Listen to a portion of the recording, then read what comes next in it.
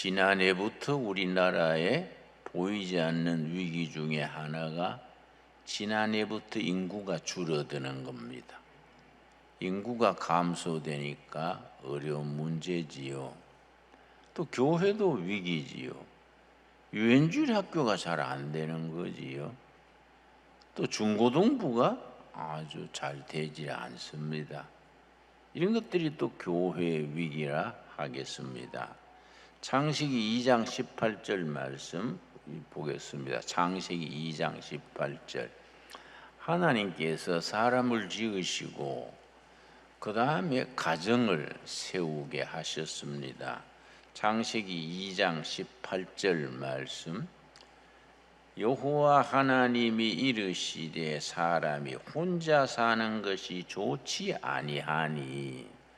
여러분, 아담은 남자란 말이 아닙니다. 아담이 사람입니다. 사람이 혼자 사는 것이 좋지 않게 보이셔서 내가 그를 위하여 돕는 배필을 지으리라. 돕는 배필이란 말에 줄을 칩시다. 돕는 배필이란 말이 참 중요합니다. 남편은 나가서 직장 다니고 아내는 살림살이하고 자녀 키우고 뭐 빨래하고 청소하고 그런 돕는 배필이 아닙니다. 이 성경의 돕는 배필은 천국까지 영혼의 순례길을 같이 걸어가는 믿음의 동지, 돕는 배필입니다. 어떻게 표현하느냐 하면은 아담이 구덩이에 빠졌습니다. 혼자서 못 나와요. 하나님께서 코끼리나 원숭이를 통해서 건져낸 것도 아니고 하나님이 직접 구해낸 것이 아니고 하와 아내가 구덩이에 밧줄을 던져주고 아담씨 그쪽 끝을 잡으세요. 내가 나오도록 당겨드리겠습니다. 이 돕는 배필입니다. 또 하와 아내가 구덩이에 빠졌으면은 남편 아담이 구해내는 이 돕는 배필입니다. 우리 천국까지 같이 가는 길동무고 협력자고 믿음의 동지가 이게 돕는 배필이지요. 그래서 그 다음 21절 말씀. 여호와 하나님이 아담을 깊이 잠들게 하시니 잠들매 그가 그 갈빗대 하나를 취하고 살로 대신 채우시고. 이제 여자를 만드실 때에 아담을 잠들게 하시고 갈빗대 하나를 뽑으셔서 여자를 지으셨다. 그게 말하자면은 인류 역사에 처음 등장한 외과 수술이라 하겠지요. 갈빗대를 가지고 여자를 지으셨다. 그런데 우리가 유엔주일학교 다닐 때 내 모교회가 경북 청송 복동교회라는 교회가 모교회인데 유엔주일학교 때 선생님이 이걸 가르치면서 갈빗대를 만져보게 하더라고요. 남학생 여러분 갈빗대를 만져보세요. 한쪽에 하나가 모자랍니다. 우리가 또 열심히 헤아려 봤지요. 헤아리다가 뭐 잘 못 헤아리겠더라고요. 근데 참 그거는 선생님이 좀 오버한 거지요. 뭐 갈빗대가 모자라는 게 아니고 그 영적 의미가 있습니다. 만일에 하나님께서 여인을 지으실 때에 남자의 발가락에서 뼈를 취해서 지었으면은 남존여비지요. 남편은 높고 여자는 낮지요. 만일에 머리뼈를 가지고 지었으면은 여존남비지요. 여자가 높고 남자가 낮지요. 요즘 그런 가정들이 사실은 많아요. 그런데 딱 중간에 갈빗대요. 이거 무슨 의미를 가지느냐? 남녀는 하나님 앞에서 대등하다. 서로 간에 서로 존중하고 서로 높이고 대등한 위치에서 천국까지 같이 나가는 길동무다 이거지요. 믿음의 동지다 이거지요. 그래서 갈빗대를 취해서 여자를 지으시고 아내로 세우셨다는 것이 참 의미가 깊습니다. 언제나 남자와 여자는 평등하고 하나님 앞에서 같은 협력자고 조력자가 돼야 되지요. 자, 그래서 24절입니다. 23절 말씀. 아담이 이르되 이는 내 뼈 중에 뼈요 살 중에 살이라. 이것을 남자에게서 취하였은즉 여자라 부르리라 하니라. 하나님께서 하와를 지으셔서 아담에게로 데려오니까 너무 감동해가지고 혼자서 살다가 좋은 배필을 지어 주시니 얼마나 감격했겠습니까? 내 뼈 중에 뼈요 살 중에 살이다. 이 문장을 인류 역사상 맨 처음 나온 시라 그럽니다. 시. 인간 역사에 처음 등장한 시가 남자가 여자를 볼 때 찬양하는 내 뼈 중에 뼈요 살 중에 살이다. 막 끝내준다. 뭐 그런 얘기겠지요. 응? 여러분 각자 아내를 그렇게 볼 수 있기를 바랍니다. 옆에 앉아 있으면 한번 새로 쳐다보십시오. 응? 뼈 중에 뼈요 살 중에 살이다. 응? 그러면 또 부인이 그걸 고맙습니다 해야지. 당신 죽을 때 됐나? 왜 이러노? 이렇게 하면 그러면 참 집안이 이상하지요. 예. 그래가지고 24절 말씀, 24절. 이러므로 남자가 부모를 떠나 그의 아내와 연합하여 둘이 한 몸을 이룰지로다. 부모를 떠나서 결혼해서 남편과 아내가 하나가 돼서 그 다음에 부모를 버리는 거지, 섬기는 거이지요. 요즘은 부모를 섬기는 걸 잘 소홀히 하는 분들이 많아요. 나도 9년 전에 어머니가 소천하셨는데 제가 지금 마음에 참 알끈해요. 그렇게 고생하시다가 좀 편해지실 때 돌아가셨구나. 우리 어머니 지금 계시면 내가 굉장히 효도할 것 같은데 그때는 뭐이 바쁘다고 1년에 한 번 찾아뵙도 않고 전화도 자주 드리지 않고 내가 참 잘못했다. 여러분 부모님 살아 계실 때에 자주 찾아뵙고 전화드리고 효도하기를 바랍니다. 그게 우리가 영적으로 축복받는 길입니다. 우리 오늘 읽은 본문 말씀 에베소서 6장 보겠습니다. 에베소서 6장. 가정에 대해서 참 귀한 권면의 말씀이 있습니다. 지난달에 가정의 달이랬는데 우리가 6월달만 가정의 달이 아니고 계속 우리가 가정의 달이 돼야지요. 6장 1절. 자녀들아 주 안에서 너희 부모에게 순종하라. 이것이 옳으니라. 부모에게 순종해라. 부모 순종하면 무슨 복을 받느냐? 2절입니다. 6장 2절. 너 아버지와 어머니를 공경하라. 이것은 너희의 약속 있는 첫 계명이니. 약속 있는 첫 계명이라는 말은 10계명 중에서 1번부터 4번까지는 여호와 하나님에 대한 계명이고 사람에 대한 계명은 5번부터 10번까지가 이제 사람에 대한 계명인데 그 첫 번째가 뭡니까? 5계명이 너 부모를 공경하라. 이게 약속 있는 첫 계명이다. 그래서 그렇게 부르는 겁니다. 3절. 이로써 너가 잘되고 땅에서 장수하리라. 땅에서 성공하고 장수하고 건강을 누리고 살다가 천국으로 가는 복이 어디서 오느냐? 부모를 지성으로 공경하면은 그게 우리가 축복받고 장수하는 비결입니다. 부모를 잘 공경해서 장수와 복을 누리는 복을 받게 되기 바랍니다. 그리고 부모에 대해서 자식에 대해서 뭐라 그랬냐면은 4절입니다. 4절.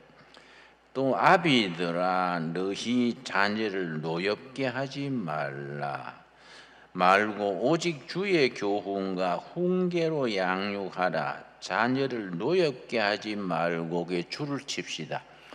자녀를 노엽게 하지 말고의 원문의 뜻은 자녀로 하여금 스트레스 받지 말게 해라. 막 엄하게 가르친다고 자녀 상처 주고 그 부모한테 상처받은 자녀들이 많습니다. 자녀를 노엽게 하지 말고, 이 말이 참 중요합니다. 자식들한테 소리를 빽빽 지르고 기죽이고 나한테서 어떻게 이런 자식이 낳냐 하고 막 그런 부모들이 있지요. 그 자녀들에게 상처 주면요, 그게 쌓여가지고 자녀들에게 트라우마, 상처가 돼가지고 그 병이 되지요. 그러니까 자녀들한테 늘 노엽게 상처 주고 하지 말고 자녀들과 부모 간의 깊은 대화, 서로 가정이 화목한 가정을 이루어야 되지 않겠습니까? 우리 신강 두레교회가 두레교회 때부터 저녁 예배를 우리가 처음부터 없앴는데, 저녁 예배를 없앤 이유가 있습니다. 우리 학교 다닐 때는 각 교회마다 저녁 예배 꼭 드렸거든요. 그 처음 할 때 가정 예배를 안 드린, 저녁 예배 안 드린 이유가 대예배 11시 대예배 드리고 집에 가가지고 가족들이 모여서 서로 같이 요리도 해먹고 꼭 저녁 시간, 교회 저녁 예배 드리는 시간에 가정 예배를 드려라. 그래서 이제 처음에는 가정 예배 드리는 모범 이제 내용을 다 인쇄해서 드리곤 했어요. 본문 말씀, 성경, 간단한 설교, 호주가 중심이 돼가지고 그걸 놓고 가정 예배 드리고, 가정 예배에서 중요한 것은 말씀 마치고 그 다음에 이제 서로 대화를 하는 거예요. 각자 자기 어려운 사정, 호주는 내가 사업이 요새 어려운데 기도해 주라. 또 주부는 요새 물가가 올라가지고 우리 생활비가 좀 모자란다, 기도해 주라. 딸은 내일 시험인데 기도해 주세요. 아들은 나 요새 조금 몸이 안 좋은데 기도해 주세요. 자기 문제를 놓고 기도하는 거예요. 그럼 가족들이 돌아가면서 서로 중보기도 하는 거예요.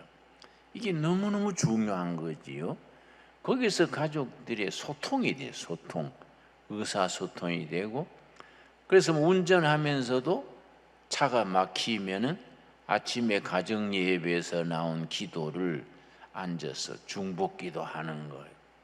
이런 게 참 가정 예배가 엄청 중요하기 때문에 저녁 예배 교회에서 드리는 대신에 저녁에 가정 예배를 드리십시오. 그래가 우리 저녁 예배를 안 드리게 됐는데, 한 번은 집사님이 나한테 말하기를 우리 교회는 저녁 예배가 없어 좋아요. 왜요? 하니까 그 시간엔 다 볼일 보고 다니고 할 때 좋잖아요. 그래서 그게 아니요.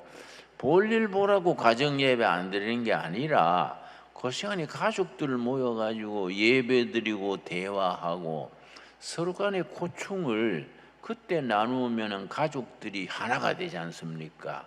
그리고 서로 위해서 기도할 수 있지 않습니까? 이 대화가 참 중요한 겁니다.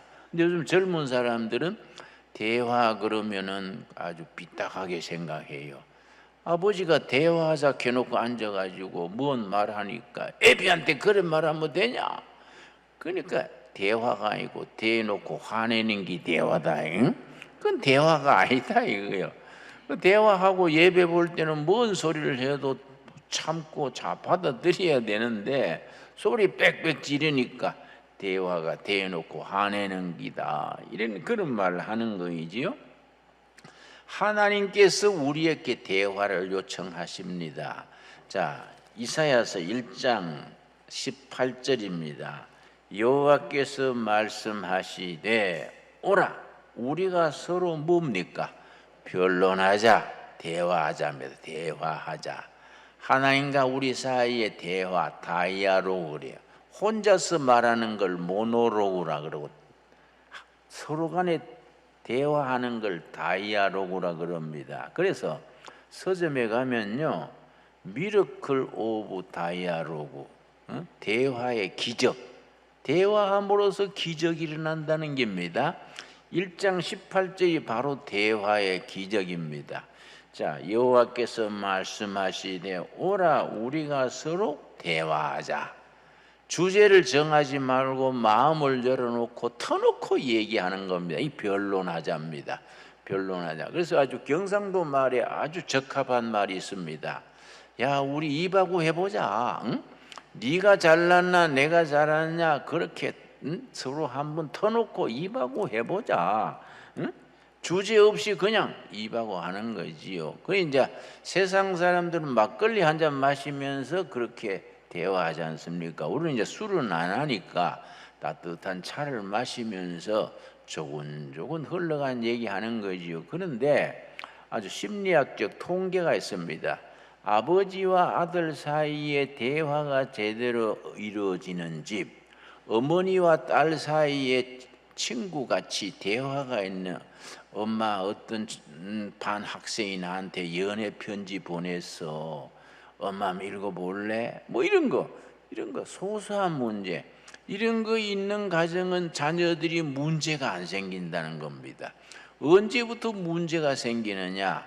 아버지, 아들, 엄마, 딸, 부모 사이, 자식 사이에 대화가 막히면서부터 자녀들이 빗나가게 시작한다는 겁니다. 그래서 이 대화라는 것이 참 가정이 화목하고 행복한 가정을 이루는데 이 대단히 참 중요한 거이지요. 한국인들이 국민성이요 부지런하고 삭삭하고 다정다감하고 참 좋은데 우리나라 국민들의 치명적인 약점이 있습니다. 대화가 생활하다 있지를 못해요. 이게 우리 사회의 큰 약점입니다. 대화가 안 되니까 자꾸 부딪히게 되고 그렇습니다. 그런데 철학자 중에 소크라테스라는 시랍의 아테네 철학자가 있었는데 그 사람의 교육 방법이 대화법입니다. 그걸 삼파술. 뭐라고 생각했느냐 하면은 산모가 아기를 낳을 때 옆에서 도와주지요. 아기 출산 잘하도록. 소크라테스의 교육법을 삼파술 그랬는데 청년들 속에 있는 고민, 지식, 가능성을 대화를 통해서 끄집어내 준다. 산파가 산모의 아기 낳는데 도와주듯이 각자 속에 있는 가능성, 잠재된 능력, 고민, 아픔을 스승이 돼가지고 대화를 통해서 끌어내 준다. 그래서 삼파술이라 그랬습니다. 예수님이 그 방법을 너무나 잘 쓰셨지요. 예수님이 12제자와 3년간 같이 지나시면서 꼭 동생들같이 형제같이 대화했지 않습니까? 예수님의 교육 방식이 대화법입니다. 예를 들어 마태복음 16장 15절에 제자들한테 너희는 나를 누구라 하느냐? 베드로가 척 나서가 주는 그리스도시요 살아계신 하나님의 아들이로소이다. 야, 니 그 말 잘했다. 니 제주로 그 말한 게 아니다. 성령님이 그렇게 깨닫게 해주신 거이다. 그리고 예수님이 대화, 공중나는 참새를 봐라. 응? 들에 핀 백합화를 봐라. 아주 평범한 수준에서 대화로서 깊은 진리로 이끌어 주신 것이지요. 그러니까 우리 가정에 교회에서 그게 생활화가 돼야 됩니다. 그래서 우리 속에 있는 세상에서 받은 짜증, 응어리 이런 거 부모들이요, 이 참 부부간에 이 대화가 부족합니다. 직장 생활이 얼마나 힘듭니까? 들어가지고 밤 늦게 일하고 들어오면 아내가 아이고 수고했습니다 하면 좋은데, 상체를 놓고 다 식어 빠지도록 왜 늦게 들어요? 소리를 빽 지르면 남편은 지쳐 있는데 아내가 인상 쓰면 좋겠습니까? 어따 못생긴 얼굴에 인상부터 쓰는 거요? 그럼 뭐 잘생긴 여자한테 가지. 이러면 또 밥상이 날아가고, 안 그렇습니까? 그러니까 그 부부가 그래, 부부 생활하면 안 돼요. 그게 남편이 밤 1시에 들어와도 아이고 여보 처자식 위해서 얼마나 고생합니까? 2시고 3시고 그렇게 참 들어오면 내가 항상 상체를 놓고 기다릴 테니까 이렇게 식사하세요. 이러면 안 그러다 그러면 남편이 누이시둥부려주고 이 사람이 죽을 때가 됐나 왜 이러노? 응? 거기서부터 이 가정의 평화가 시작되는 거 아닙니까? 안 그렇습니까? 여러분 자녀 키울 때 무슨 위기냐면은 얘가 학교 갔다가 올 시간 지났는데 안 왔어요. 얘가 오늘 왜 늦어지나 하고 지방에 가보니까 이미 와 있어요. 보통 학교 갔다 오면 엄마한테 엄마 왔어요 하고 방에 들어가지 않습니까? 근데 엄마들이 센스가 없으면은 그럴 때 문제가 있는 거예요. 얘가 왔는데 엄마한테 왔다는 얘기 안 하고 지방에 바로 들어가 버렸거든요. 엄마가 모르고 있는 거예요. 왜 그러냐? 학교에서 왕따를 당했거나 상처 입었거나 뭔가 자기 아픔이 있을 때 세상 만사 귀찮으니까 엄마한테도 말 안 하고 바로 들어가 버린 거지요. 그럴 때 엄마나 아버지가 불러가지고 차근차근 대화를 해야 되는데 버릇없이 왜 인사도 안 하고 안 들어가냐? 이렇게 뿌리면 그게 대화가 더 막히지요. 그러니까 가정이라는 것이 그런 이 삶의 보금자리고 세상에서 받은 스트레스를 풀어주고 거기에 새로워지는 안식의 자리가 돼야 됩니다. 그래서 버지니아 사티어 교수가 모든 가정 문제의 문제를 4가지로 정리해서 첫 번째로 뭐라 그랬습니까? 가족들 간의 가치관, 자긍심 이런 기고, 둘째는 가족들 간의 대화, 세 번째를 뭘 들었냐면 각 가족들이 지켜야 되는 규칙, 그 룰 그래요, 룰. 아버지는 어떠한 경우에도 무슨 외도하지 않는다. 뭐 엄마는 뭐 가계부를 매일 적는다. 뭐 이런 거. 딸은 일주일에 한 번씩 엄마의 주방을 돕는다. 딸은 밤 9시 지나서 들어오지 않고 늘 그 전에 들어온다. 뭐 아들은 토요일은 꼭 엄마를 도와서 청소를 한다. 그런 걸 가정 예배를 통해서 그걸 정해야 돼요. 자발적으로 명령적으로 하지 말고 나는 이렇게 실천 사항이다. 이걸 적어놓고 그걸 확인하고 그러면서 가정 분위기가 화기애애해지고 같이 기도하고 서로 중복기도 하고. 여러분 신강두리의 가족들은 행복한 가정을 이루게 되기 바랍니다. 그래서 오늘 설교 제목이 뭡니까? 교회 같은 가정, 가정 같은 교회. 아멘 하시지요? 응? 교회는 가정과 같이 따뜻해야 돼요. 훈훈하고 따뜻해야 되고, 학생들, 자녀들도 남편도 하루 일 마치고 집에 들어올 때는 아이고 집에 가서 빨리 안식하고 화목하게 지내야지 기대하는 마음으로 들어와야 되지요. 응? 그리고 아내들도 가족이 오르도록 기다리고 차 끓여놓고 가족이 훈훈해야 됩니다. 가정이. 그러니까 이런 교회를 이루어야 되지요. 그러니까 세 번째가 거기 각자가 지켜야 되는 룰 있죠. 룰, 규칙. 그게 반드시 있어야 돼요. 그래서 내가 가정을 위해서 이번 주에 할 일이 뭐이냐? 이런 것이 확실해야 되지요. 네 번째가 뭐냐면 그 가정과 외부와의 관계, 마을 주민과의 관계, 친척들과의 관계, 또 국민으로서의 어떤 책임 이런 것이 외부의 관계. 이 4가지 속에 가정 문제가 다 들어가는데 우리는 위대한 교과서가 있는 겁니다. 성경이라는 교과서가 있으니까 성경의 말씀대로 가정을 정말 교회 같은 가정을 이루어 갈 수 있게 되기 바랍니다. 이 프로그램은 여러분의 미디어 선교 후원으로 제작되었습니다. 선교는 사명, 후원은 동역. 당신도 복음을 전할 수 있습니다. 선교 후원 02-6333-1003번